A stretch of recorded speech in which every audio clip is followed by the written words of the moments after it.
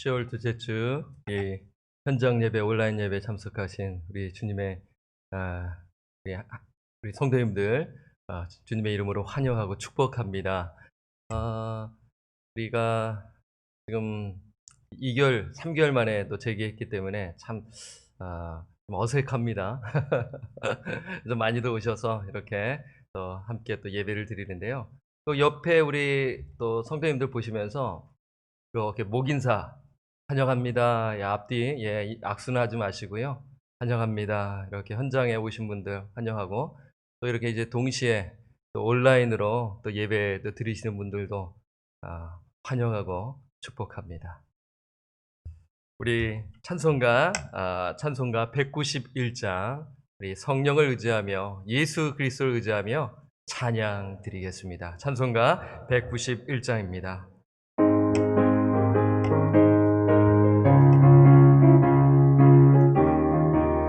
내가 매일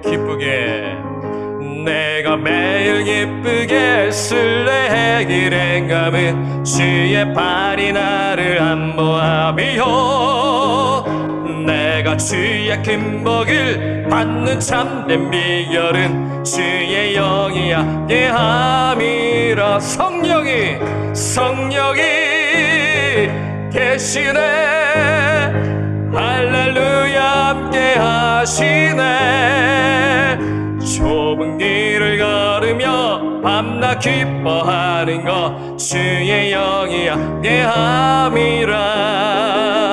절의 죄에 빠져서 평안함이 없을 때 예수 십자가의 공로 힘입어 기발 아래 엎드려 참된 평화 얻으면 주의 영이 함께함이라. 성령이 계시네.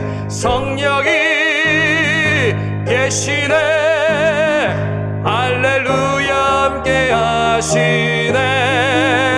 좁은 길을 걸으며 밤낮 기뻐하는 것 주의 영이 함께함이라. 나와 동행하시고 모든 염려하시니 나는 숲의 새와 같이 기쁘다. 내가 기쁜 마음으로 주의 뜻을 행하면 주의 영이 함께하리라. 성령이 계시네. 할렐루야 함께하시네. 좁은 길을 걸으며 밤낮 기뻐하는 것 주의 영이 함께함이라. 세상 모든 영광과 나의 모든 정력은 십자가의 힘이 못을 박았네. 어두운 밤이 지나고 무거운 짐 벗으니 주의 영이 함께함이라. 성령이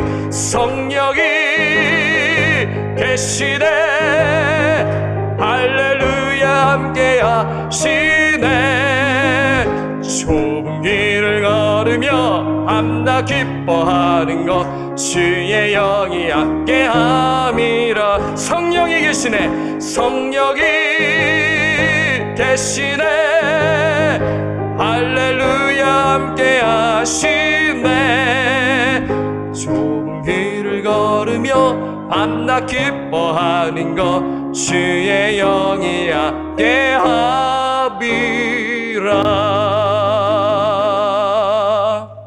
할렐루야. 아멘. 우리 계속해서 찬양합니다. 사랑하는 나의 아버지, 주님의 이름을 높여드립니다. 성령 하나님, 이곳에 임재하여 주옵소서. 하나님의 영광을 비춰 주시옵소서. 그리하여 우리가 정말 영과 진리 안에서 주님을 의지하며 나아갑니다. 사랑하는 나의 아버지, 이름 높여드립니다. 이름 높여드립니다.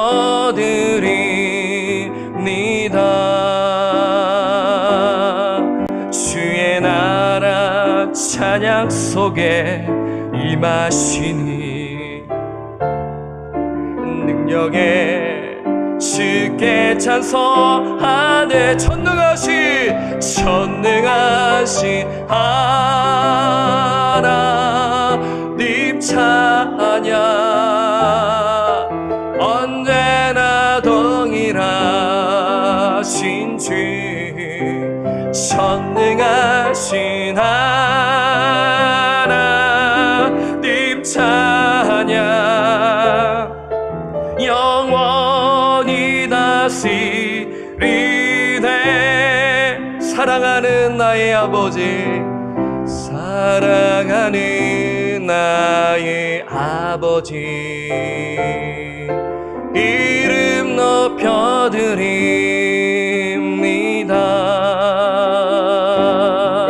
주의 나라 찬양 속에 임하시니 능력에 주께 찬송하네. 전능하신 하나님 찬양, 언제나 동일하신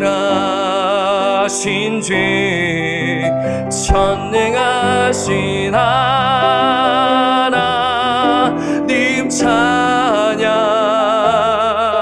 영원히 다스리네.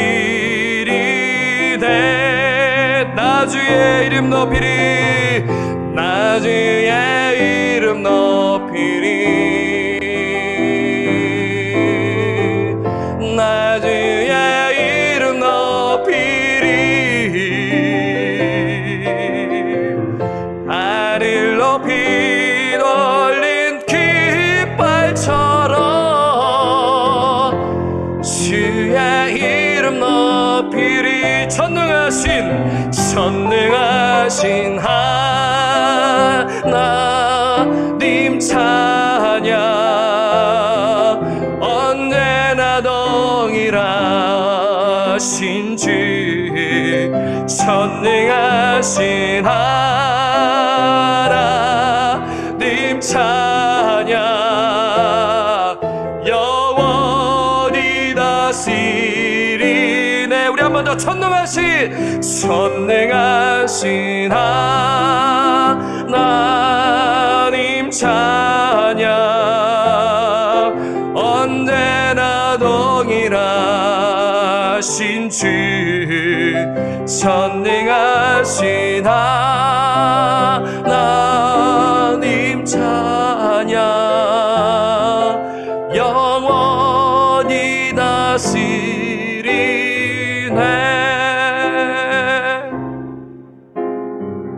허무한 시절 지날 때, 깊은 한숨 내쉴 때, 그런 풍경 보시며 단식하는 분 있네. 그와 같이 너희를 버려두지 않으리. 내가 너희와 영원히 함께하리라. 허무한 시절 지날 때, 허무한 시절 지날 때, 기쁜 한숨 내쉴 때, 그런 풍경 보시며 단식하는 분이네. 성령님, 그와 같이 너희를 버려두지 않으리. 내가 너희와 영원히 함께하리라. 성령이 오셨네, 성령이 오셨네. 내 뒤에 보내신 성령이 오셨네. 우리 인생 가운데 실이 찾아와 오셔서 그 나라 꿈꾸게 하시네. 억눌린 자 갇힌 자, 억눌린 자 갇힌 자, 자유함이 없는 자, 피난처가 되시니 성령님 계시네. 주의 영이 계신 곳에, 주의 영이 계신 곳에 참 자유가 있다네.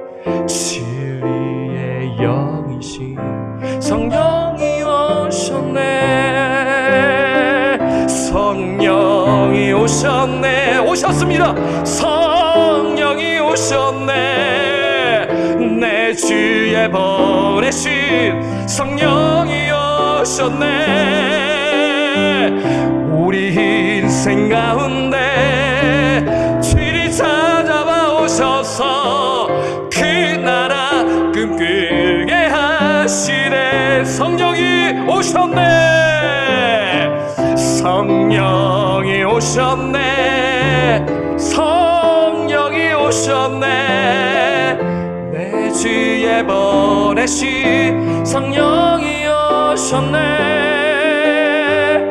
우리 인생 가운데 주를 찾아와 오셔서 그 나라 꿈꾸게 하시네. 성령이 오셨네. 성령이 오셨네. 진리의 내 주에 보내신 성령이 오셨네. 우리 인생 가운데 주를 찾아와 오셔서 그 나라 꿈꾸게 하시네. 우리 마지막으로 성령이 오셨네. 성령이 오셨네. 성령이 오셨네. 내 주에 보내신 성령이 오셨네. 우리 인생 가운데 주를 찾아와 오셔서 그 나라 꿈꾸게 하시네. 그 나라 꿈꾸게 하시네. 그 나라 꿈꾸게 하시네.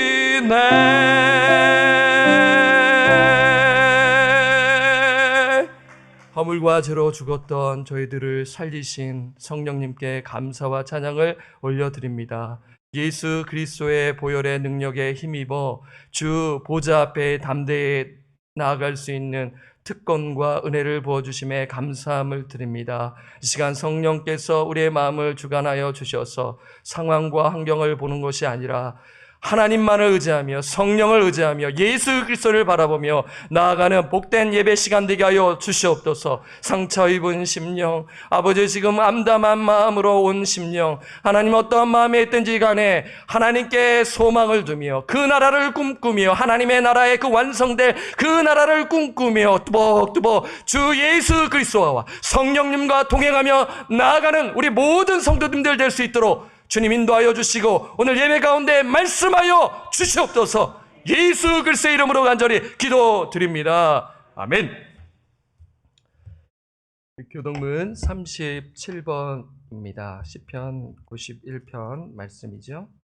우리 교독하겠습니다. 지존자의 은밀한 곳에 거주하며 전능자의 그늘 아래에 사는 자여, 나는 여호와를 향하여 말하기를 그는 나의 피난처요 나의 요새요 내가 의뢰하는 하나님이라 하리니, 이는 그가 너를 새 사냥꾼의 얼무에서와 심한 전염병에서 건지실 미로다.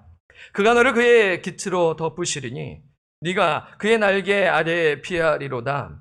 그의 진실함은 방패와 손방패가 되시나니 1000명이 내 왼쪽에서 10,000명이 내 오른쪽에서 엎드러지나 이 재앙이 내게 가까이 하지 못하리로다.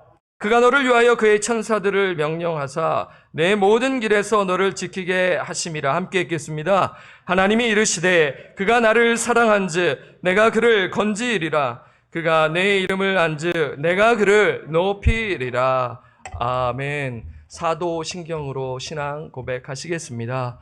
전능하사 천지를 만드신 하나님 아버지를 내가 믿사오며 그 외아들 우리 주 예수 그리스도를 믿사오니 이는 성령으로 잉태하사 동정녀 마리아에게 나시고 본디오 빌라도에게 고난을 받으사 십자가에 못 박혀 죽으시고 장사한 지 사흘 만에 죽은 자 가운데서 다시 살아나시며 하늘에 오르사 전능하신 하나님 편에 앉아 계시다가 저리로서 산자 죽은 자를 심판하러 오시리라.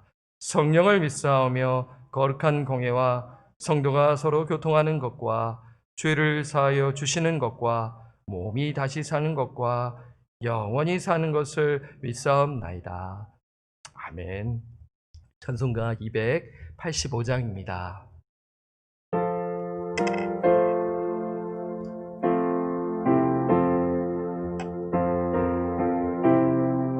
빠르게 하겠습니다. 주의 말씀 받은 이나 참 기쁘고 복되도다. 이 기쁨만 못 이겨서 온 세상에 전하노라. 기쁜 날 기쁜 날 주 나의 죄 다 씻은 날 늘 깨어서 기도하고 늘 기쁘게 살아가리. 기쁜 날 기쁜 날 주 나의 죄 다 씻은 날 이 좋은 날 내처럼 새 사람이 되었으니 이 몸과 맘 다 바쳐서 영광의 주를 섬기리. 기쁜 날 기쁜 날 주 나의 죄 다 씻은 날 늘 깨어서 기도하고 늘 기쁘게 살아가리. 기쁜 날 주 나의 죄 다 씻은 날 새 사람 돼 그날부터 평안한 마음 늘 있어서 이 복된 말 전하느니 나의 본분 삼았도다. 기쁜 날 주 나의 죄 다 씻은 날 늘 깨어서 기도하고 늘 기쁘게 살아가리. 기쁜 날 주 나의 죄 다 씻은 날.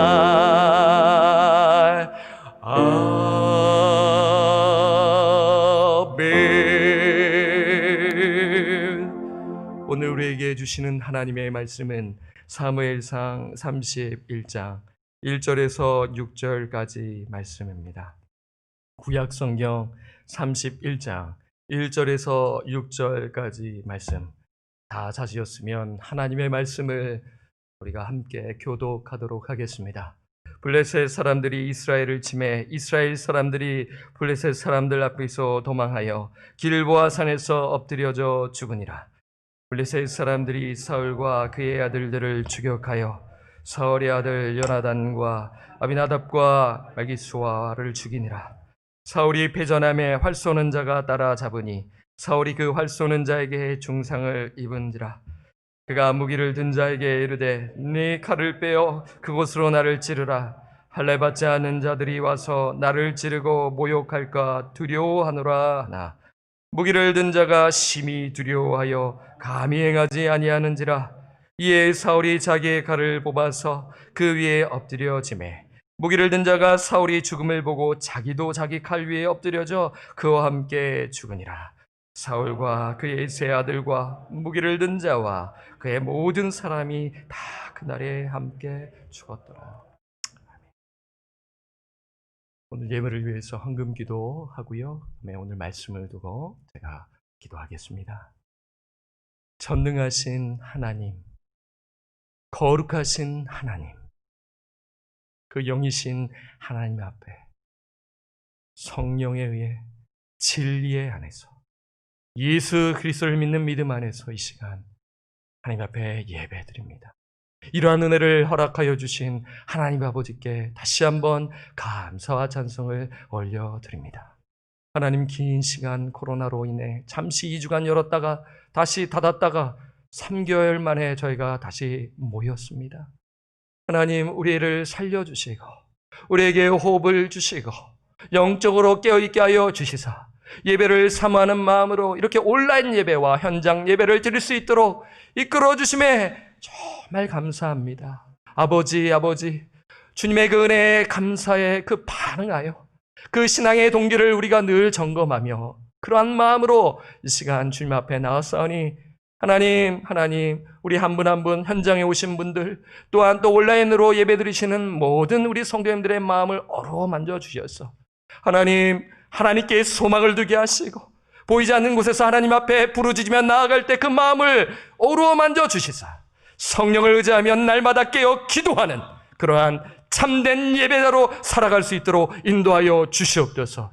하나님 주님의 은혜에 너무나 감사하여 주일 예배 헌금과 주일 헌금과 11조와 감사와 헌금과 그다음에 선교 헌금 기타 예물을 하나님 아버지께 올려드립니다.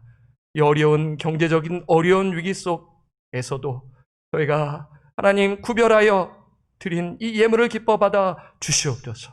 아버지 드린 손길을 기억하시고 그 사업터를 지켜주시고 직장터를 지켜주시고 가정터를 지켜주시되 신령한 복을 풍성히 하나님의 나라의 그 은총을 하나님 그 가정 가운데 풍성히 누리도록 주님 인도하여 주시옵소서. 하나님의 영광을 비춰 주시옵소서. 그리하여 그 가정이 정말 하나님을 예배하고 기도하는 현장이 되게 하여 주시옵소서. 오늘 말씀을 들고 앞에 섰습니다. 부족합니다. 성령을 의지하며 말씀을 하나님 선포하고 나눕니다. 주님 우리 성도님들 마음을 어루어 만져주셔서 하나님의 말씀으로 받고 그래서 그 말씀이 깨달아진다면 머무는 것이 아니라 하나님 우리의 삶에서 적용하며 실천해 나가는 그러한 놀라운 은혜를 베풀어 주시옵소서. 하나님 사람에게 보이는 것이 아니요 감사하여 우리가 이 신앙을 살아내는 우리 모든 권속들 되게 하여 주시고 특별히 우리 방주교회 아버지 이제 모여서 예배 드리오리 이 예배자의 마음을 붙들어 주시고 진정한 예배의 회복이 이루어지도록 역사하여 주시옵소서.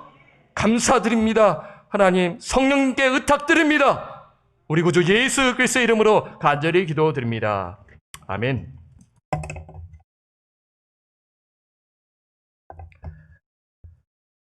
잠시 제가 좀 물 좀 마시겠습니다.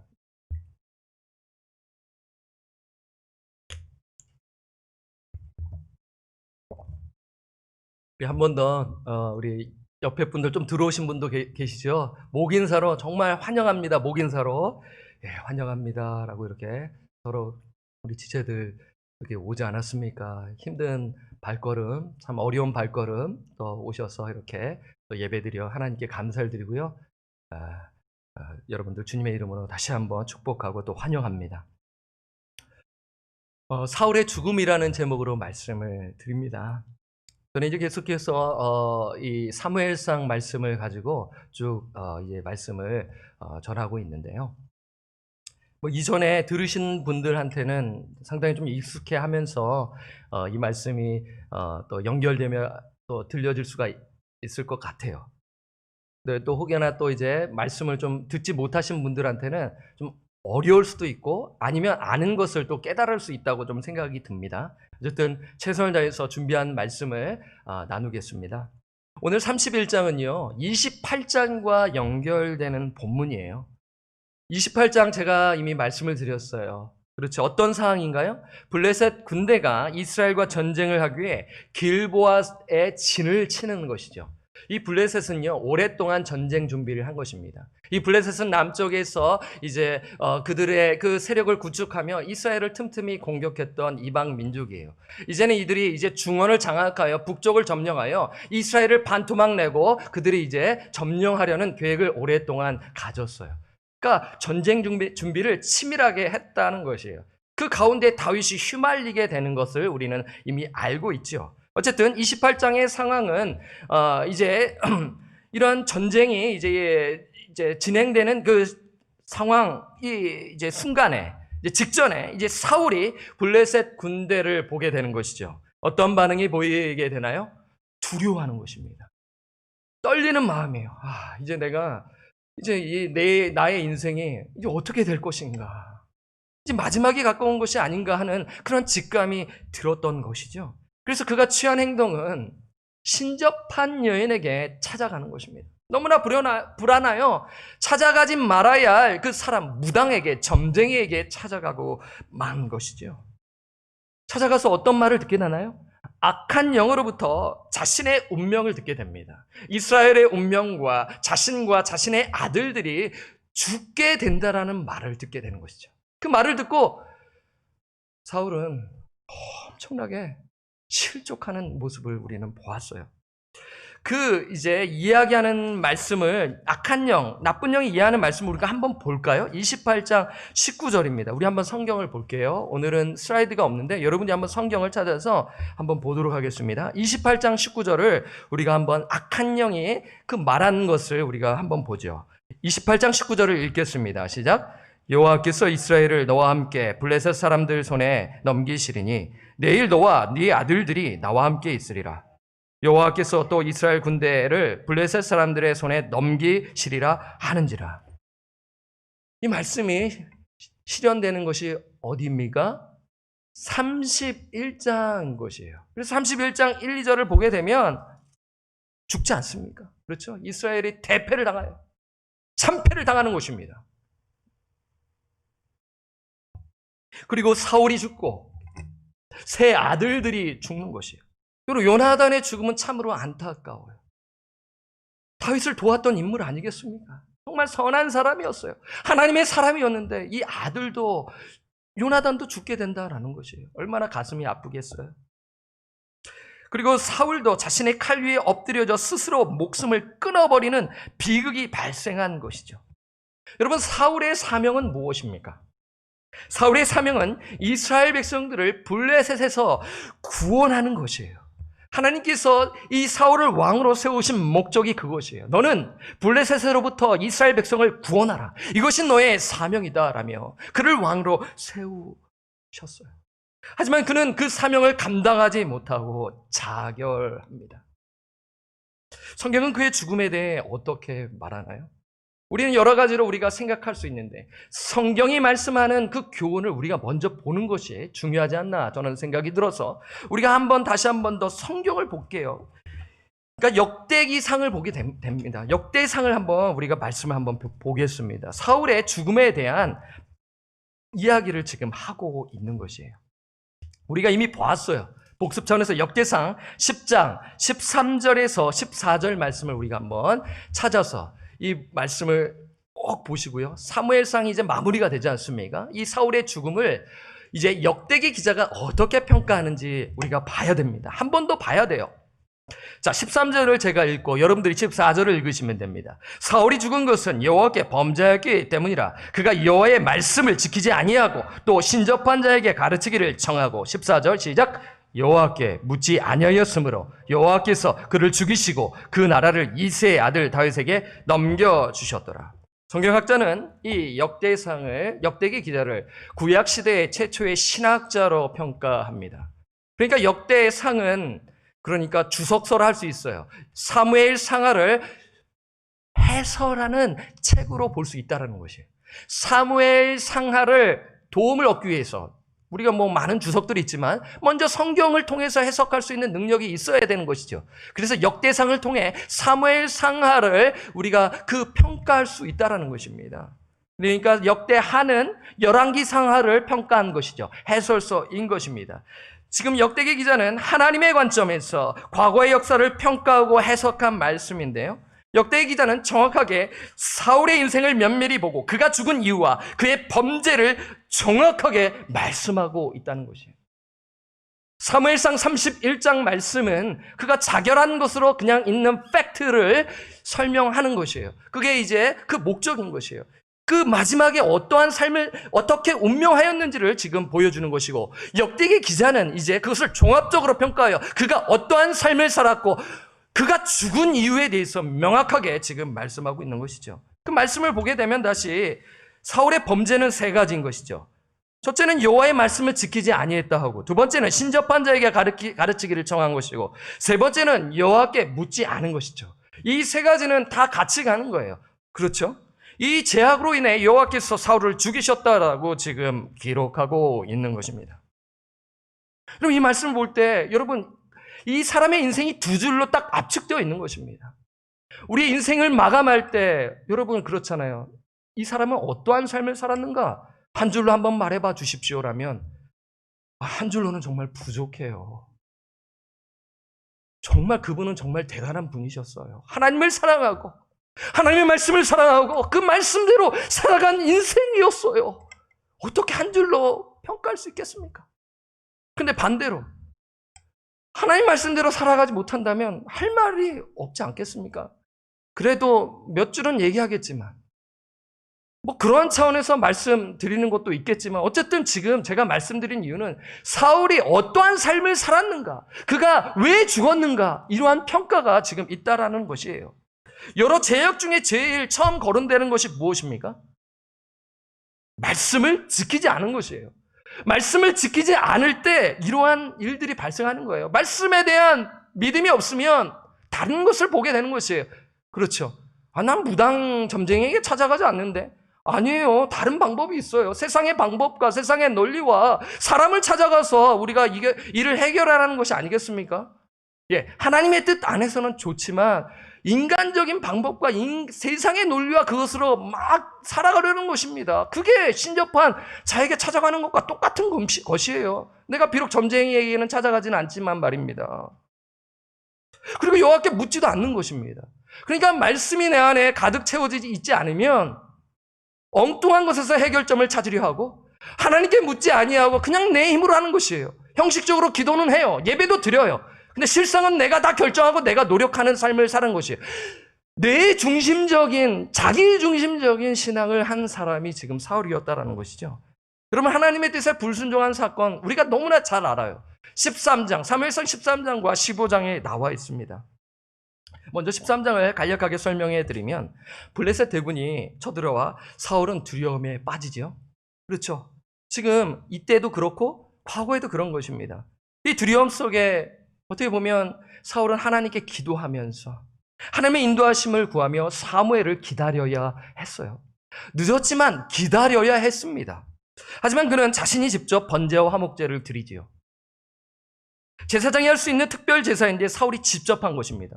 얼핏 보면 뭐 할 수 있는 것 아니야 라고 생각할 수 있지만 아닙니다, 여러분. 하나님의 그 율법, 하나님의 말씀은 분명히 그것은 제사장만이 할 수 있다고 했어요. 인간적인 해석이 들어간다면 이거 너무한 것이 아닌가라고 해석할 수 있지 않겠습니까? 그건 인간적인 해석이에요. 그래서 철저히 경계하는 것이죠.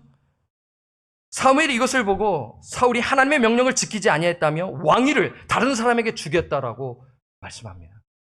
너무나 안타까워요. 아니, 좀 한 번만 봐주지. 좀 한 번만 봐주면 안 될까라는 생각이 드는데 단호하게 사무엘은 하나님의 말씀을 전하는 것입니다. 하나님의 뜻을 전하는 것이에요. 여러분, 하나님의 뜻, 하나님의 말씀 앞에서 우리가 결탁하고 타협하면요, 변질되는 것입니다. 사무엘은요, 단호하게 하나님의 말씀을 전하는 것이었어요. 사무엘 역시 만약에 타협하면요, 하나님 앞에 어떻게 보면 내침을 당했을는지도 모르겠어요. 15장 사건은 무엇입니까? 사울이 아말렉 왕 아각을 죽이지 않고 좋은 짐승들을 남겨둔 사건이죠. 여러분, 이 사건 또한 지금 오늘날 미국 사회에 살아가고 현대인들에게는 도대체 도저히 이해할 수 없는 성경인 것이에요. 다 죽이라는 것이에요. 젖먹이 아이들까지 다 죽이라는 것입니다. 진멸이죠. 헤렘이라고 하는데 성전이라고 하는 것인데 거룩한 전쟁인 것이에요. 하나님의 명령으로서 그 악한 그 아말렉 족속을 멸하는 것이 맞다라는 것이에요. 그 배경은 자세히 설명 안 드릴게요. 다음 시간에 제가 말씀을 드리도록 할게요. 어쨌든 중요한 것은 하나님의 명령은 다 죽이라는 것입니다. 어린아이들을 다 포함하여 다 진멸하는 것이에요. 하지만 사울은 어떻게 했나요? 자신의 업적을 자랑하려고 왕을 살려둡니다. 했어요. 안 한 것이 아니에요. 했어요. 그리고 좋은 가책을 남겨두었습니다. 사무엘이 그것을 확인하고 사울을 책망하는 것이죠. 여러분, 좀 이상하지 않나요? 13장에서 이러한 일이 있다면 좀 변화가 되어야 되는데 변하지 아니하고 똑같이 15장에서도 지금 하나님께서 어떻게 보면 기회를 주시는 것으로 우리가 볼 수 있다라는 것으로 생각할 수 있지 않겠습니까? 어쨌든 중요한 것은 지금 사무엘은 계속적으로 사울에게 하나님의 말씀을 전하는 것이에요. 실천하라는 것이에요. 회개하고 실천하라고 지금 기회를 주시는 것입니다. 책망을 들었어요. 사울은 어떻게 반응하나요? 사울은 이렇게 얘기하는 거죠. 내가 하나님께 예배를 드리기 위해 남겨두었어요. 자신의 욕망을 종교의식으로 포장하는 것입니다. 그때 사무엘이 사울에게 말합니다. 순종이 제사보다 낫고 말씀을 따르는 것이 순양의 기름보다 낫습니다. 왕이시여. 하나님의 말씀을 듣는 것이 더 이 가축들보다 나아요. 순종이 제사보다 나아요. 예배 드리는 그런 마음 알겠지만 그거보다 더 중요한 것은 하나님의 말씀을 순종하셔야 해요. 여러분, 지금 제가 13장과 15장을 지금 사울의 불순종을 말씀을 드렸는데 무엇과 연관이 되나요? 이 불순종이 무엇과 연관이 되어요? 예배입니다. 그렇죠. 화목 제사 드렸고 번제 예배와 관련된 거잖아요. 13장은요. 15장은 지금 또 예배 드리기 위함이라고 변명하지 않습니까? 그는 종교 의식으로 자신의 행위를 정당화하는 것이에요. 종교적인 의식으로 자신의 욕망을 감추는 것입니다. 우리는 사울의 삶을 통해 교훈을 얻어야 하는 것이에요. 역대기 기자를 통하여 우리는 1차적으로 교훈을 받았죠. 하나님의 말씀에 불순종했는데 그 불순종이 무엇과 연관이 되었어요?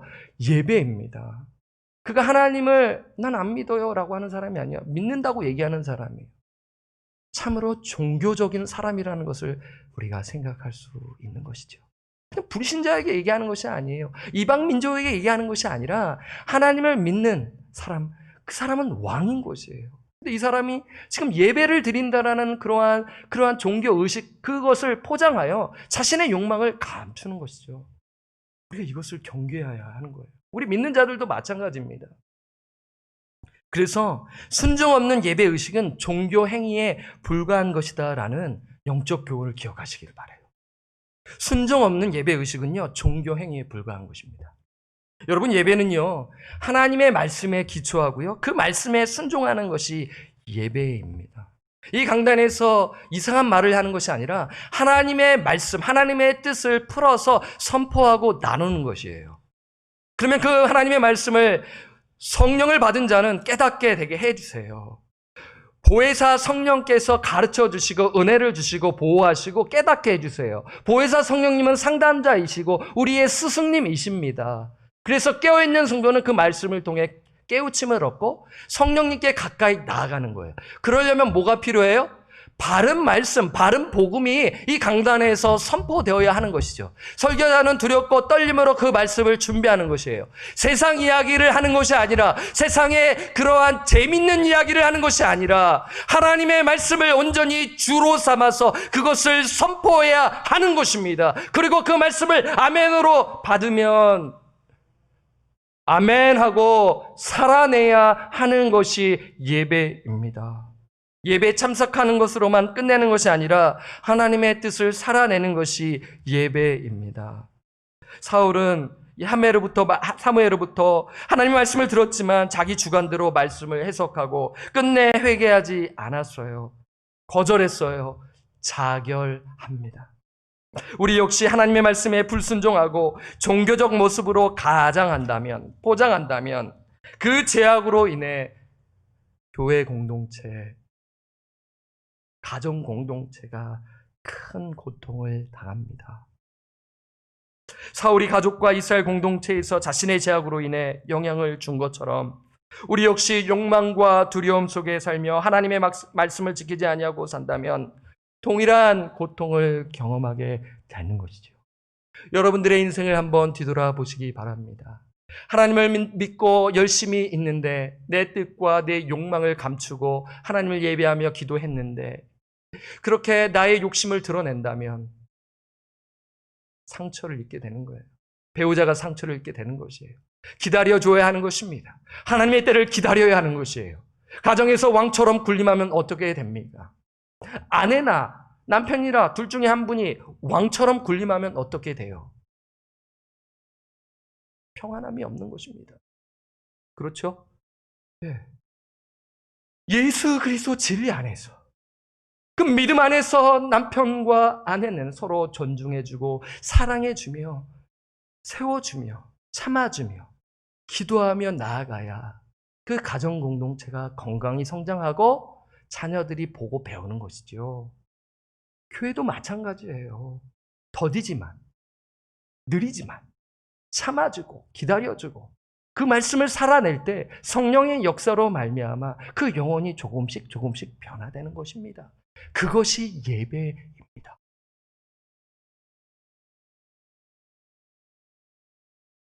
사무엘상 성경 기자는 그가 죽은 이후의 모습들을 자세히 기록해요. 너무 잔인하지 않나요? 적군으로부터 목이 잘립니다. 목이 없는 상태에서 성벽에 매달려져요. 왜 이것을 자세히 기록했을까? 당시 구약 성도들에게 경고의 메시지를 주시는 것이 아닐까? 그렇게 생각할 수 있지 않겠습니까? 그렇죠? 그 역사를 통해 큰 교훈을 얻는 것 우리가 너무나 잘 알아요. 그렇죠? 우리 짧은 우리 인생을 봤었을 때 우리의 그 과거의 그 역사들을 통해 우리가 교훈을 얻지 않지 않습니까? 그거랑 똑같은 거예요. 그러면 이 구약 시대의 성도들 이 말씀 받아서 그 안에 정말 하나님의 말씀대로 살아야겠다라는 것 있는 것이에요. 우리에게도 동일합니다. 그리고 우리는 더 나아가서 오늘 이 신약 시대를 살아가는 우리 성도들, 저와 우리에게 이 사울의 죽음이 어떠한 교훈이 있는가 하는 질문인 것입니다. 여러분 이 말씀을 보고 그냥 지나칠 수가 있는 것이에요. 나쁜 짓 했으니까 하나님 앞에 심판을 받았구나 라면 그냥 넘어갈 수가 있어요. 네, 그것도 맞아요. 그러면 다윗은 어때요? 다윗도 잘못한 짓 있지 않습니까? 두 번의 그 망명과 그리고 분노가 치밀어 그 나발을 죽이려고 하지 않았나요? 여러분 이렇게만 보게 되면 다윗과 같이 살면 성공하고 잘 될 거야. 여러분 그렇게 보시면 안 돼요. 하나님의 말씀을 우리가 우리 삶에 적용할 때 다윗이 그 변화되고 하나님의 뜻을 헤아리며 그 성품이 변화되고 나아가면서 하나님을 갈망하며 나아가는 그 모습입니다. 광야에서 그 영혼이 진짜 기도를 하잖아요. 광야에서 하나님을 찾잖아요. 그 10년간 그 삶을 쫙 다시 한번 보세요. 진짜 기도를 하는 그 때가 또 있어요. 처음에도 했지만 점점 깊어지는 것입니다. 이렇게 우리가 사울의 측면에서 보게 된다면 우리 신자에게는 사울이라는 옛사람이 있다라는 것을 기억하시기를 바라요. 어느 목사님께서 쓰신 책을 인용해요. 사울은 불신자를 대표하는 왕이 아니라 신자들 내면에 스스로 왕이 되고자 하는 옛 자의 모습을 대표한 것이다 라며 해석합니다. 저도 동의하고 이것에 주목하며 이렇게 고민했어요. 다시 한번 말씀드리면 사울은 불신자를 대표하는 왕이 아니라 신자들 내면에 스스로 왕이 되고자 하는 옛 자의 모습을 대표한 것이다 라는 것입니다. 신자가 예수님이 왕이라는 사실을 고백하며 예수 그리스도를 구주와 주님으로 영접하였어요. 그 믿음을 고백하고 세례를 받았습니다. 그런데 세례는 받았고 교회는 다니는데 실상은 내가 왕이 되어 주관하며 사는 것입니다. 세상과 똑같이 사는 거예요. 에베소 4장 22절을 보면요, 여러분 사도 바울이 불신자에게 말씀을 주시는 것이 아니라 에베소 교인들, 교회를 향한 말씀을 주시죠.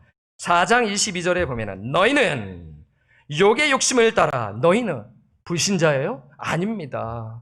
교회는 에베소 성도들은 욕의 욕심을 따라 썩어져가는 구습을 따르는 옛사람을 벗어버리고라고 말씀해요. 새 사람을 입으라고 하는데 그 전에 뭐예요? 옛사람을 벗어버리라. 여러분 옛사람은 무엇입니까? 옛사람은 옛생활을 되풀이하려는 육적인 본성이죠. 욕심은 내가 주인 되어 결정하라는 것이요. 나의 마음이 욕망에 들어섭니다. 그럼 내가 주인 되어 결정하는 것이죠. 여러분 이것이에요. 교회에 이런 마음이 있다면 교회가 분열되는 것입니다. 가정도 그렇죠. 교회뿐이겠어요?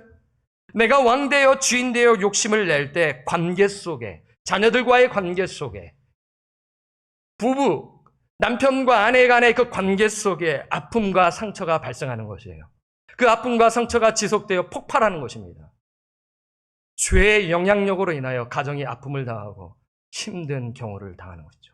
그것이 죄의 영향력입니다. 예수를 믿노라고 고백했는데도 그 죄의 영향력 아래 살며 신음하고 아파하고 있는 것이에요. 아니 예수를 믿지 아니하였다면 그런 고민도 하지 않아요. 모르겠다, 그냥 내 원하는 대로 살 거야 라고 하는데, 내가 예수를 믿고 내가 그 은혜를 체험한 거예요. 엄청난 내적 갈등 속에 힘들어하는 것입니다. 그 복음은 아는데, 그 예수께서 나에게 생명을 주셨다는 그 말씀을 아는데, 그 은혜는 알고 있는데, 실상은 내가 죄의 영향력 아래에 놓여서 살아가는 것입니다. 사랑하는 여러분, 옛사람은 하나님 없이 사는 인생이에요. 하나님 없이 사는 인생은 늘 두려움 속에 살아가요. 두려움은 언제 생기나요? 하나님이 아닌 자신을 의존할 때 생기는 것입니다. 여러분에게 두려움이 닥쳤어요. 그런데 나만을 의지하면 답이 안 보이잖아요. 계속 근심과 걱정, 염려 가운데 계속 빠지게 되는 거예요. 그래서 다른 방법을 찾아요. 안 돼요. 계속 수렁 속에 들어가는 것입니다. 그러다가 안 되면 거짓을 행하고 사기를 쳐가지고 어떻게 인간적인 방법으로 돌려가지고 살아가려고 애를 쓰는 것입니다. 하지만 결국 상처뿐이고, 법적으로 걸리게 되면 쇠고랑을 차게 되는 것 아니겠습니까? 쇠고랑까지는 안 차더라도 그 죄악으로 인하여 공동체의 아픔을 주고 가정의 아픔을 주는 그러한 삶을 살게 되는 것이죠. 누가요? 불신자가요? 예, 불신자도 그렇게 살겠죠. 성도가 그런 삶을 살 수 있다는 것입니다. 이러한 모습이 사울이 죽기 전에 나타나는 것인데, 우리가 본문을 우리 다 같이 한번 볼게요. 우리 사무엘상 31장을 보겠습니다. 31장 3절에서 4절 말씀, 오늘 본문 말씀 한번 펴보겠습니다. 3절 제가 읽겠습니다. 사울이 패전하며 활 쏘는 자가 따라잡으니 사울이 그 활 쏘는 자에게 중상을 입은지라. 4절 시작. 그가 무기를 든 자에게 이르되 네 칼을 빼어 그것으로 나를 찌르라. 할례 받지 않은 자들이 와서 나를 찌르고 모욕할까 두려워하노라. 하나 무기를 든 자가 심히 두려워하여 감히 행하지 아니하는지라. 이에 사울이 자기의 칼을 뽑아서 그 위에 엎드려지매. 여러분, 사울이 죽기 전 남긴 말은 무엇입니까? 그의 마지막 유언은 무엇입니까? 무기를 든 자에게 내 칼을 빼어 그것을 나를 찌르라. 할례 받지 않은 자들이 와서 나를 찌르고 모욕할까 두려워하노라.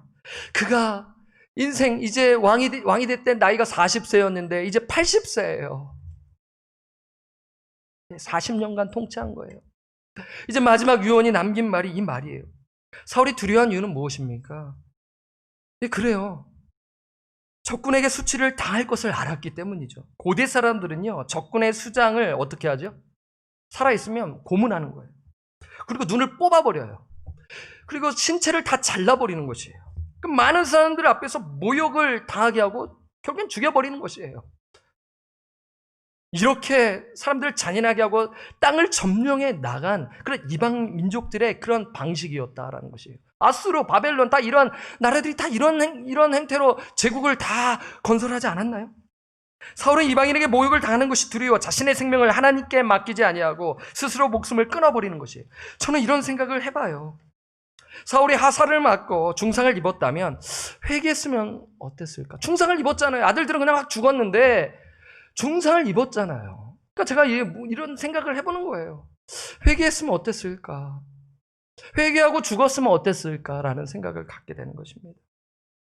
그는 회개하지 않고 끝내 두려움 속에 자신의 목숨을 끊어버립니다. 그런데 여기서 우리는 그의 두려움이 죽기 전에만 나타난 것이 아니라 사울의 인생 가운데 늘 두려움 가운데 있었다라는 것을 여러분 기억하셔야 돼요. 사울은 누구를 두려워했나요? 이 마지막에만 두려워하는 인생이 아니었어요. 그 인생 자체가 늘 두려워하며 살아가는 인생이었어요. 사람을 두려워했습니다. 사울은 아말렉을 죽이지 않고 가축들을 남기자 사무엘에게 책망을 받죠. 아까 말씀을 드렸습니다. 사무엘은 사울에게 하나님께서 당신의 왕위를 박탈했음을 분명히 메시지를 전했어요. 이 말을 들은 사울의 반응은 어떤 거죠? 우리 성경을 한번 찾아보겠습니다. 15장입니다. 사무엘상 15장을 우리가 한번 찾아보겠습니다. 우리가 눈으로 한번 보면 좋잖아요. 15장 24절입니다.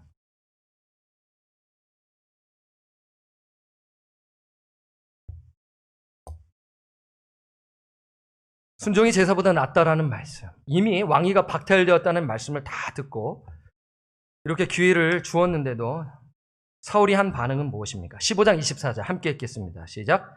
사울이 사무엘에게 이르되 내가 범죄하였나이다. 내가 여호와의 명령과 당신의 말씀을 어긴 것은 내가 백성을 두려워하여 그들의 말을 청종하였음이니이다. 사울은 범죄하였다고 고백했어요. 여기까지 읽으면 회개했구나. 사울 드디어 정신 차리고 회개했구나라고 생각하는데 아닙니다. 회개한 것처럼 보이지만 종교적인 멘트입니다. 죽기 전에도 종교적인 멘트예요. 내가 할례 받지 않은 자에게 죽는 것이 나는 두렵다. 그 종교적인 멘트입니다. 그 부분은 설명을 안 드릴게요. 지금 이 15장 24절에도 종교적인 멘트이죠. 그는 후회했어요. 하지만 회개하지 않았습니다. 회개는 후회해야 할 회, 고칠 개입니다.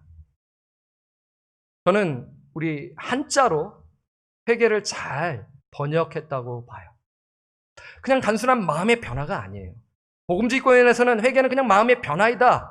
거기까지만 설명해야 한다는 복음주의권이 있어요. 상당히 영향력이 있는 복음주의권이 있어요. 저는 그 부분에서 존중은 하지만 저는 그렇게 생각하지 않아요. 회개는 후회할 회, 후회도 하지만 마음이 아파하고 그리고 동시에 고치는 것이 회개인 것이에요. 그렇지 않습니까? 고치지 아니하고 똑같은 죄를 계속 고의적으로 진다면 그 회개한 것처럼 보이나요? 회개한 것이 아닙니다. 삶을 고치지 않으면 회개가 아니에요. 사울의 인생 가운데 참된 회개가 없었어요. 사울이 회개하지 않은 것을 어떻게 알 수 있나요? 15장 24절을 다시 한번 보세요. 사울이 사무엘에게 이르되 내가 범죄하였나이다. 내가 여호와의 명령과 당신의 말씀을 어긴 것은 누구를 두려워했어요? 내가 백성을 두려워했어요. 그들의 말을 청종했어요. 라고 얘기하는 것입니다. 내가 백성을 두려워하여 사람의 말을 청종하였다라고 고백하는 것이죠. 사울은 사람을 두려워한 것이에요. 하나님의 말씀보다는 왕으로서 체면을 지키기 위해 사람을 두려워하는 것입니다. 이것이 옛사람의 모습입니다. 예수를 믿는데 하나님보다 사람을 두려워한다. 옛사람의 모습이에요. 하나님의 말씀보다 사람의 말을 청종하려는 것, 옛사람의 모습입니다. 여러분들이 만약 그러한 삶을 계속 지속해서 산다면 죄악을 토해내며 뿜어내며 살아가게 된다는 것이에요. 사울은 또 누구를 두려워했나요? 다윗입니다. 다윗은 골리앗을 죽이고 나라를 구한 충신이었습니다. 다윗이 없었더라면 이스라엘은 패배했고 사울은 죽었을 것입니다. 이미 죽었을 것이에요. 하지만 사울은 사람들이 다윗을 정말 잘하는 것을 보고 칭찬해 주어요. 사울이 죽인 자는 천천히요, 다윗이 죽인 자는 만만이라는 말을 듣고 갑자기 그 눈빛이 달라지기 시작하는 거예요. 다윗을 주목하기 시작하는 거예요. 18장 9절에 그날 후로 사울이 다윗을 주목하였더라. 여기서 주목은 사울이 특정한 목적을 가지고 다윗을 지속적으로 바라보았다는 것이에요. NIV에서는 이렇게 번역해요. 사울이 질투하는 눈으로 다윗을 바라보았다라고 의역해서 번역을 한 것입니다. 이 주목한 것이 이렇게 본 것이 아니라 질투하는 마음으로 봤다라는 것입니다. 그의 내적 상태를 말하는 것이죠. 여러분, 비교 의식에 비롯한 질투는 상당히 치명적이에요. 관계를 깨트리는 무서운 죄악입니다. 그렇죠? 질투가 심화되면요, 관계가 깨져요. 무서운 죄악입니다. 치명적인 죄악이 질투인 것이죠. 어느 목사님께서 국민일보에 칼럼을 쓰셨어요. 너무나 좋아서 이 인용을 할까 말까 칼럼에 쓸까 고민을 했는데 오늘 말씀을 통해서 한번 그 인용된 것을 드리도록 하겠습니다. 칼럼의 제목은 다윗과 사울 묵상에서 갈렸다입니다. 제목이 다윗과 사울 뭐에서 갈렸어요? 묵상에서 갈린 것입니다. 사울은 다윗만 생각했다. 다윗에 대한 경쟁심과 열등감에 사로잡혀 정적 제거를 사명인 양 여겼다. 반면 다윗은 주야로 하나님을 묵상했다. 자신을 죽이려는 그런 미운 원수가 아니라 죽이도록 그 미운 원수가 아니라 즐겁고 복된 말씀을 밤낮 으쭈리는 것이 낙이었다. 이게 좀 좋게 이제 말씀을 좀 풀어서 했지만 왜 열불이 안 났겠습니까? 어쨌든 그것을 하나님을 묵상하며 극복했다라는 것이죠. 사울은 원수를 묵상하다 왼수 같은 인생을 살았고 다윗은 성경을 묵상하다 복 있는 사람이 되었다. 사람은 생각한 대로 행동하고 생각한 대로 산다. 생각 없이 살아도 문제지만 어떤 생각을 하느냐는 더욱더 중요하다. 오늘 나는 무엇을 제일 많이 생각하는가? 어떤 것이 내 가슴을 뛰게 하는가? 하나님인가? 원수인가? 말씀인가? 빵인가? 분노인가? 용서인가? 그것이 나를 사울로 만들고 다윗으로 만든다라면서 이 다윗과 사울을 대조하면서 참 좋은 칼럼을 쓰셔서 제가 그것을 킵했다가 오늘 이 말씀 나누는 것이에요. 사랑하는 여러분, 사울과 다윗의 결정적 차이점은 무엇을 묵상하느냐인 것이에요. 다윗과 사울의 성패는 묵상이었습니다. 다윗은 하나님을 묵상하며 고난 가운데 이겨내었어요. 물론 넘어졌습니다. 넘어진 것은 우리가 분명히 반면 교사 삼아야 돼요. 위대한 인물임에는 틀림이 없어요. 하지만 그도 인간이었다라는 것을 우리는 알고 다윗이 그 넘어지고 어떻게 그것을 극복해 나갔냐, 이것을 통해 배우셔야겠죠. 여러분, 만약에 이 다윗이 이 광야 생활 하지 아니하고 그냥 왕되었다면 사울보다 더 나쁜 사람 됐을 거예요. 더 나쁜 인간으로 취급되었을 것입니다.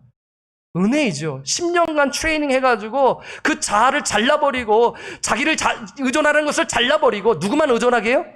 하나님만 의존하도록 그를 이끄신 것입니다. 그러니까 다윗 안에도 사울과 같은 모습이 있었던 것이죠. 분노하고 복수하려고 하고 죽이려는 마음이 있었던 것이에요. 연약해서 블레셋에 2명 망명하지 않았습니까? 하지만 다시 그는 정신을 차리고 하나님의 은혜를 받아 다시 말씀을 묵상하며 기도하며 일어선 것이죠. 반면 사울은 하나님을 묵상하기보다는 자신의 힘과 능력을 의지했다라는 것입니다. 이것이 우리가 기억해야 하는 것이죠. 사울은 하나님을 두려워하지 않고 사람을 두려워하며 사람의 시선을 의식하며 살아가 늘 욕망과 두려움 속에 산 인생이었다라는 것을 우리는 생각해야 합니다. 그래서 사무엘상 18장 15절을 보면 사울은 다윗이 크게 지혜롭게 행함을 보고 그를 두려워했다라고 말씀하죠. 질투해서 이제 뭐가 돼요? 이제 그를 두려워하는 것이에요. 하나님을 묵상하며 나아가야 하는 그 왕이 다윗 충실을 보고 다윗을 묵상하여 그를 질투하며 그를 두려워하는 인생으로 살아갔다라는 것입니다. 이러한 모습이 우리에게 있을 수 있다라는 것이에요. 그래서 우리는 이러한 옛사람을 벗어버려야 한다라는 것입니다. 우리 역시 사울과 같은 옛사람을 버리지 못하고 산다면 늘 욕망과 두려움 속에 산다라는 것을 기억하시기를 바랍니다. 다른 사람들에게 고통을 줘요. 여러분, 우리는 언제 두려워해요? 남보다 가진 것이 없을 때 두려워합니다. 그렇지 않나요? 가진 자는 잃어버릴까 봐 두려워하는 것이에요. 나의 자녀가 다른 자녀들보다 뒤떨어지면 두려워하는 것이에요. 큰일 났네. 내 자녀 저거 뒤떨어져가지고 이거 어떻게 되겠어?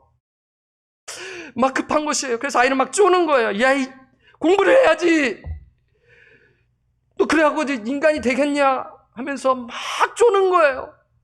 영적인 것을 먼저 가르치지 아니하고 너는 대학에 들어가서 성공해야 돼. 출세해야 돼.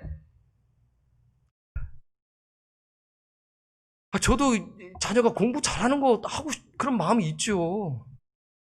그런데 그 능력이 안 되는 거 어떻게 합니까? 제가 지금 그런 마음이에요. 내려놓는 거예요.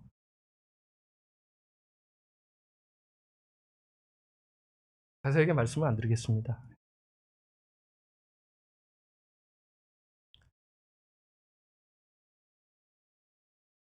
두려움과 욕망은 세상의 가치관에 매몰된 모습입니다. 여러분, 이것은 옛사람이라는 것을 반드시 기억하세요. 옛사람을 버리고 새사람으로 살아가야 하는 것입니다. 참신자는요, 성령을 통해 예수의 생명을 받은 자인 줄 저는 믿어요. 여러분 믿으십니까? 여러분, 이거 구호가 아니에요. 참 성도는요, 성령이 임하는 것입니다. 관점이 달라져요. 인생의 목표가 달라지는 것입니다. 예수 믿기 전과 예수 믿고 난 후에 그 터닝 포인트가 있는 자는요, 정신을 차려요. 생명을 받은 자로서, 새 생명을 받은 자로서 예수의 생명을 드러나 그 영혼이 예수의 생명을 얻도록 애를 쓴다라는 것입니다. 그리스도인으로 살아가는 것은 예수의 생명을 드러내는 것이에요. 하나님의 영광에 임하여 하나님의 성품, 하나님의 영광은 하나님의 성품을 말하는 것입니다. 예수의 성품을 말하는 것이에요. 나의 힘으로는 도저히 그 자를 용서할 수 없는 것이에요. 용납할 수 없는 것이에요. 하나님의 영광이 임하여 그 영혼을 긍휼히 여기는 것입니다. 품어주는 것이에요. 성령께서 나의 삶을 주관하시고 있기 때문인 것입니다. 새 삶으로 살아간다는 것은 예수의 성품을 드러낸다는 것을 기억하시기를 바라요. 이것을 알면서도 우리의 삶 가운데 옛사람의 모습이 나타나는 이유는 무엇입니까? 나의 힘으로 살아가려 하기 때문이죠. 내 힘과 능력으로 하려니 사울처럼 사는 것입니다. 사울의 인생 가운데 유일하게 잘한 일이 있었어요. 시간 관계상 제가 잘라야 되는데 이 말씀을 꼭 드리고 싶었습니다. 그것은요, 길르앗 야베스 주민을 암몬 족속으로부터 구원한 것이에요. 그 내용이 사무엘상 11장에 있는데요. 그 소리를 짧게 말씀을 드릴게요. 암몬 족속이 이 길르앗 야베스 주민들을 이제 침공하여 그들을 종삼으려고 합니다. 어찌할 도리가 없는 길르앗 야베스 주민은 이 암몬 족속과 조약을 맺자고 해요. 우리가 힘이 약하니 그럼 조약을 맺읍시다. 원하는 것이 무엇입니까? 그러자 이 암몬 족속의 이 나하스 왕이 그냥은 안 돼. 너희들의 한쪽 눈을 뽑아야 돼.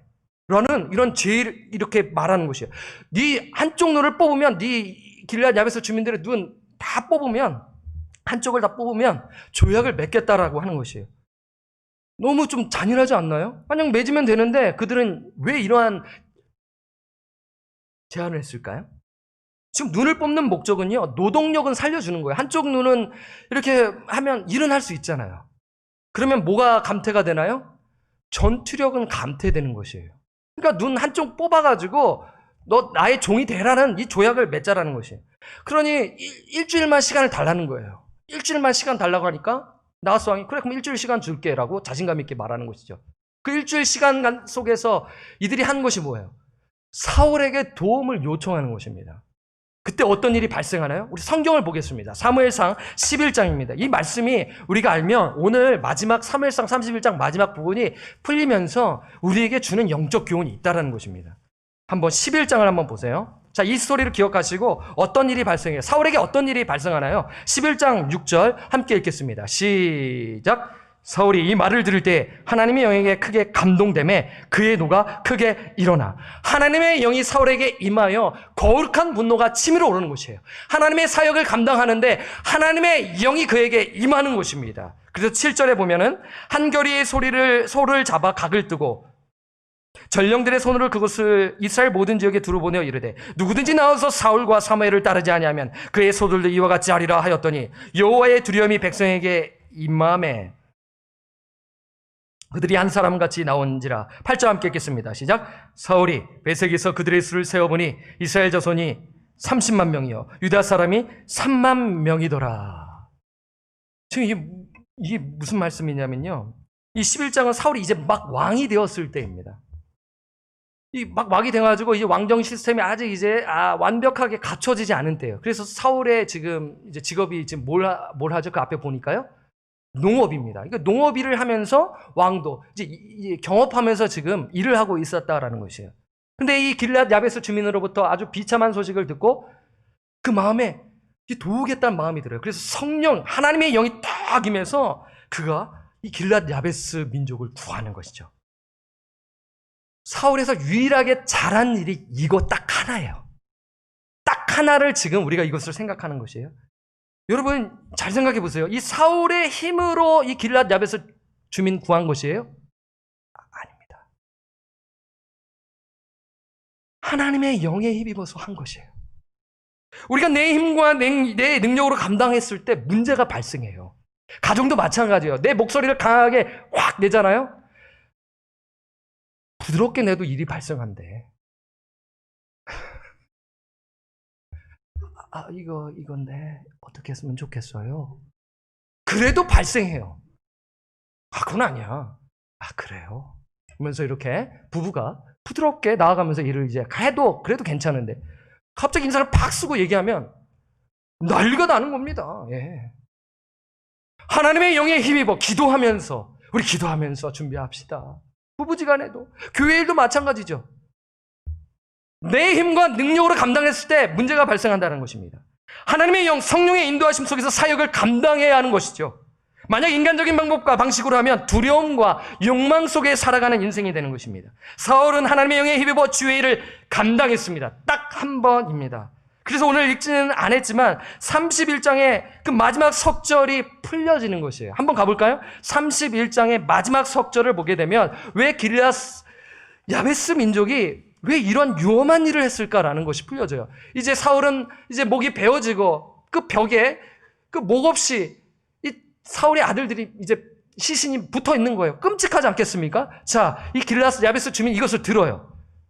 10절 보면은 11절 길르앗 야베스 주민들이 블레셋 사람들이 사울에게 행한 일을 듣고, 그렇죠. 블레셋 민족이 이제 이기고 그런 다음에 가서 이제 시체를 이제 병사들을 이렇게 찾는데 그 왕족의 옷을 보고 발견하지 않았겠어요? 아, 이거 사울 왕이구나. 그래서 목을 베고 아들들도 베고 이제 이렇게 하고 어떻게 해요? 그것을 시체를 벽에다가 성벽에다가 이렇게 매달아 두는 것이에요. 이것을 들은 거예요. 그러면서 12절에 보면 그 사람들이 어떤 일을 해요? 길르앗 야베스 주민들이 12절 모든 장사들이 일어나 용사들이 일어나 밤새도록 달려가서 한 5시간 정도일 것입니다. 그 먼 거리, 위험한 거리를 달려가서 사울의 시체와 그의 아들들의 시체를 벳산 성벽에서 내려가지고 야베스에 돌아가서 거기서 불사르고 장사를 지내주는 거예요. 그렇죠. 고대 민족들에게는 그 장사를 지내줘야 한다라는 마음이 있는 것이죠. 오늘날에도 마찬가지잖아요. 악인이나 의인이나 그래도 이 사람 죽었는데 잘 무덤에 묻어주자라는 그 마음 아니겠어요? 13절 보면 함께 읽겠습니다. 시작. 그의 뼈를 가져다가 야베스 에셀나무 아래에 장사하고 7일 동안 금식하였더라. 장사 지내주는 이유 아시겠죠?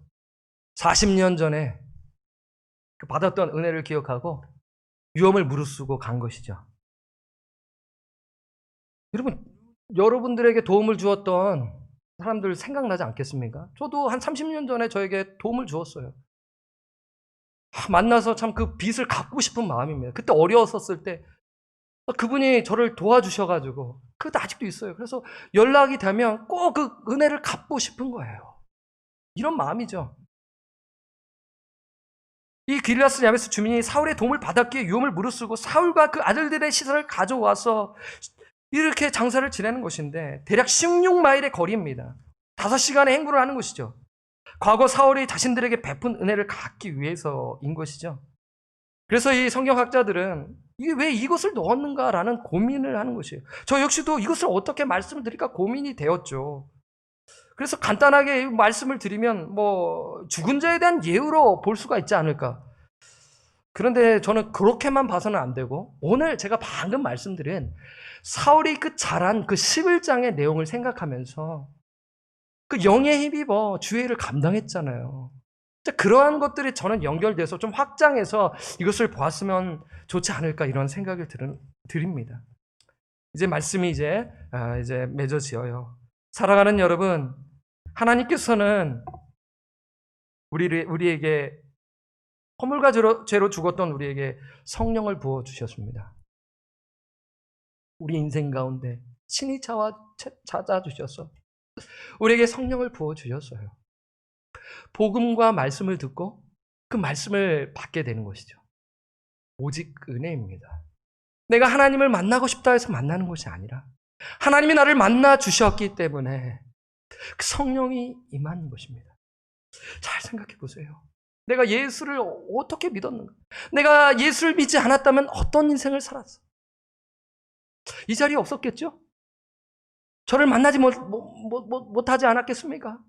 예수를 만났기 때문에 그 믿음 안에서 이렇게 예배 드리는 것 아니겠습니까? 같은 마음과 같은 뜻과 목적을 향하여 지금 하나님의 나라를 위해 지금 애를 쓰고 우리가 예배를 드리고 있는 것 아니겠습니까? 성령을 부어주신 이유가 무엇입니까? 그 하나님의 말씀을 붙들며 하나님의 뜻을 실천하는 것이에요. 사울과 같은 인생을 살아서는 안 된다라는 것입니다. 사울과 같은 옛사람을 벗어버리고 새 사람으로 살아가는 것이에요. 그것을 지금 우리에게 지금 이 사울의 죽음을 통해 우리에게 주시는 교훈이 아니겠습니까? 여러분, 우리의 역할이 무엇인가요? 예수의 생명을 드러내는 것입니다. 때론 옛사람이 올 때 나의 자아를 어디에 못 박아야 돼요? 십자가에 못 박아야 하는 것입니다. 예수님께서 말씀하셨습니다. 누구든지 나를 따라오려거든 자기를 부인하고 자기 십자가를 지고 나를 따를 것이니라. 너가 제자가 되고자 하느냐? 그러면 자기를 부인하고 자기 십자가를 지고 나를 따를 것이라고 분명히 말씀해 주셨습니다. 어려운 상황 속에서 이 말씀을 살아가면, 세상으로 살아간다면 예수의 생명을 드러내는 거예요. 어떻게 저렇게 삶을 살 수 있지? 저분 되게 힘든데 어떻게 저러한 삶을 살 수 있지라면서 도전을 받게 되는 것이에요. 예수님의 성품이 나타나는 것입니다. 누구의 성품이에요? 예수님의 성품이에요. 그 인간의 모습이 아니라 예수의 성품이 나타나는 것이에요. 그 예수의 생명이 복음 전파와 말씀 전파로 인하여 성령께서 그 영혼에게 찾아와 주신 것이죠. 우리가 이것을 꿈꿔야 하는 것입니다. 이 사역을 향해 나아가야 하는 것입니다.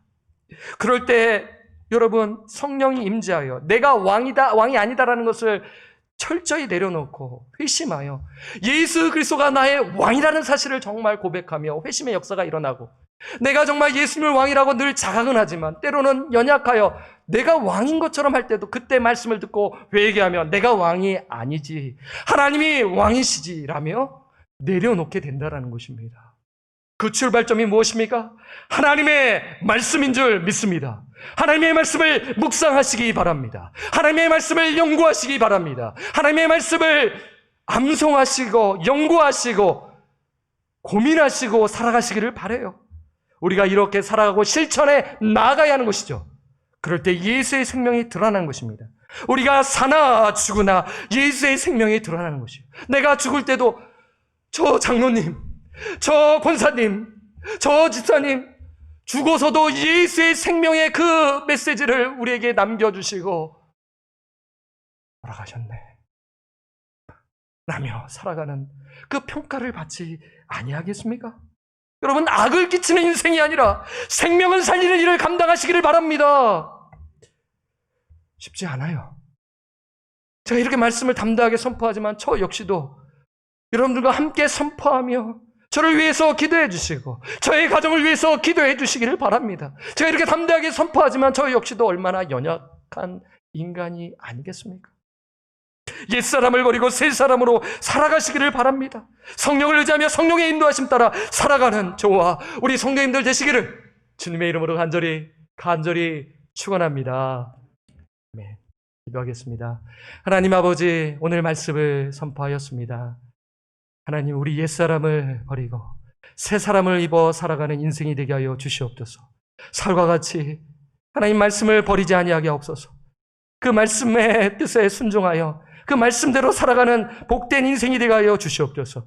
우리가 사람을 묵상하지 아니하게 하시고 상황을 묵상하지 아니하게 하시고 오직 여호와 하나님을 묵상하며 하나님의 말씀을 묵상하며 살아갈 수 있도록 힘을 주시옵소서. 성령님, 우리에게 힘을 주시옵소서. 코로나로 인하여 우리의 육신이 얼마나 연약합니까? 하나님, 헛된 생각 내려놓게 하시고 오직 하나님의 방법과 하나님의 말씀대로 살아가는 우리 모든 방주의 권속들 될 수 있도록 주의 영광을 비춰 주시옵소서. 성령을 주님 우리에게 이미 부어주셨는데 성령 충만하게 하여 주시옵소서. 그리하여 정말 우리가 예수의 성품을 드러내며 서로 사랑하며 아껴주며 돌보며 나아가는 하나 되어 이 어려움을 주님과 함께 말씀과 함께 헤쳐나갈 수 있도록 성령님 도와주시옵소서. 감사와 찬양을 올려드렸고 우리를 죄로부터 구원하여 주신 존귀하신 예수님의 이름으로 간절히 기도드립니다. 아멘. 오늘 말씀을 기억하며 찬송가 289장을 우리 힘있게 우리 찬송 드립니다.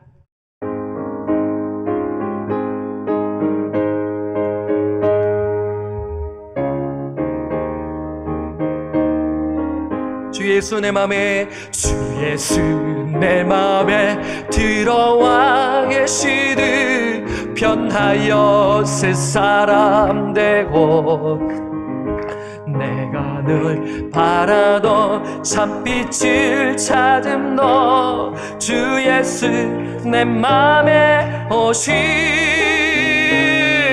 주 예수 내 맘에 오신 주 예수 내 맘에 오신 물밀듯 내 맘에 기쁨이 넘치는 주 예수 내 맘에 오신 주 예수 내 맘에 들어와 계신 망령된 행실을 끊고 머리털보다 더 많던 내 죄가 눈보다 더 희어졌네.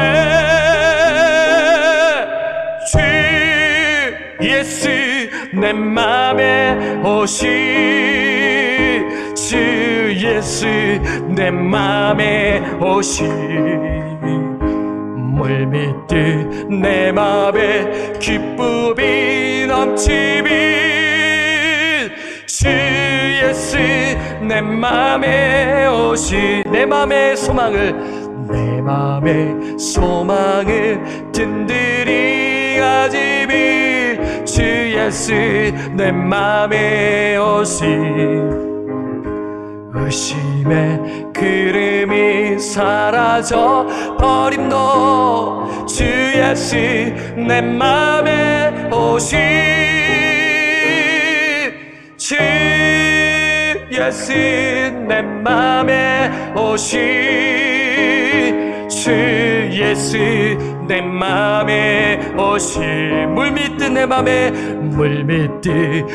맘에 기쁨이 넘치비, 주 예수 내 맘에 오시. 사망의 음침한 골짜기 가다가 밝은 빛 호련히 비춰, 저 멀리 하늘문 환하게 보임도, 주 예수 내 맘에 오시, 주 예수 내 맘에 오시, 주 예수 내 맘에 오시. 물밀듯 내 맘에 기쁨이 넘치비, 주 예수 내 맘에 오시. 내가 저 천성에 올라가 살기를, 주 예수 내 맘에 오시. 천성에 올라가 주님을 뵈리리, 깊이 비길 데 없네. 주 예수 내 맘에 오시, 주 예수 내 맘에 오시.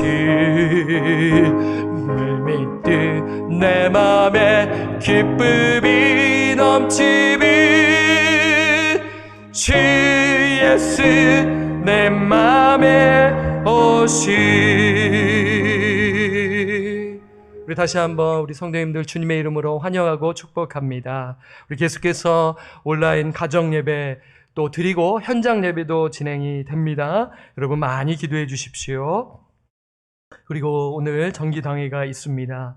또 온라인 새벽 예배도 또 현장에서 또 진행이 되니까 우리 많은 분들 오셔서 하나님의 얼굴을 구하며 하나님께 간절히 기도하는 시간을 가졌으면 참 좋겠습니다. 또 온라인 수요예배 녹화로 또 진행이 됩니다. 교육자들 위해서 기도해 주십시오.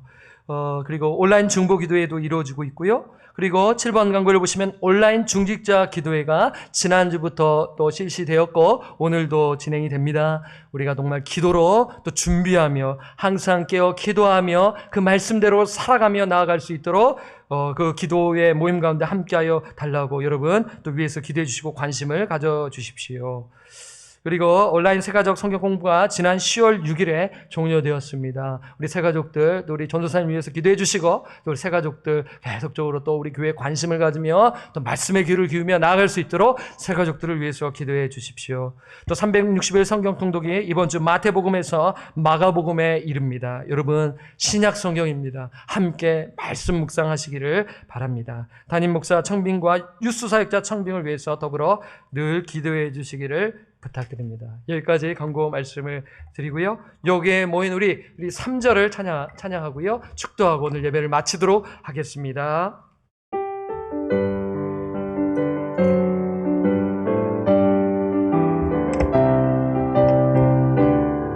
우리 서로를 또 축복하며 여기에 모인 우리 거기에 모이느니 사랑받는 주의 자녀라 사랑받는 주의 자녀라 그렇습니다. 주께서 뜻하신 바 우리를 통해 펼치십니다.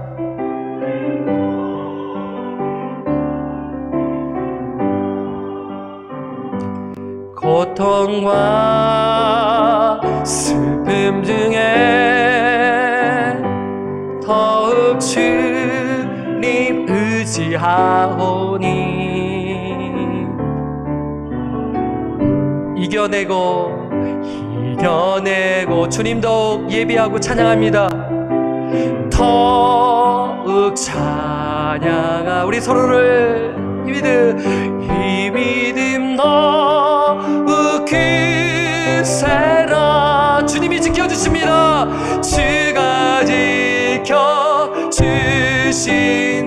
하나님 어두운 밤에도 주의 밝은 빛 인도하여 주 우리 서로를 손을 내밀고 이 믿음 더욱 크세라 이 믿음 더욱 크세라 주가 지켜주신다.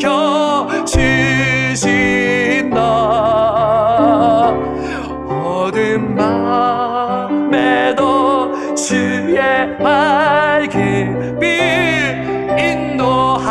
인도하여 주신다.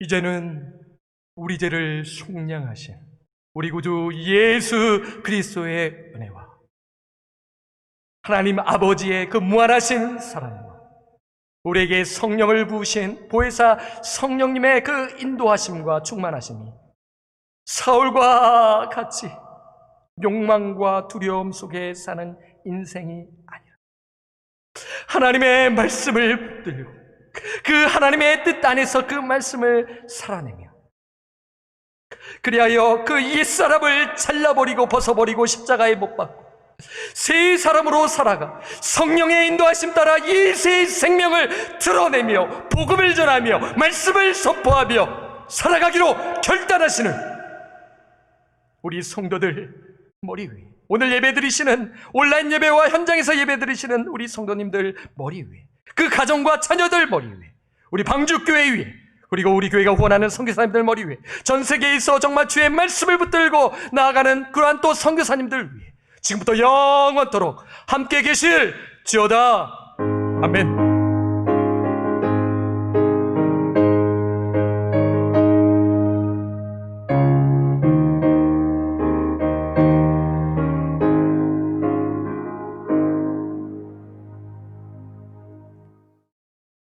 예배를 마쳤습니다. 한 주간 승리하시고요. 오늘은 인사를 여러분 목인사로 하는 시간으로 여러분도 하시기를 바라요. 여러분 승리하십시오. 안녕히 돌아가시기 바랍니다.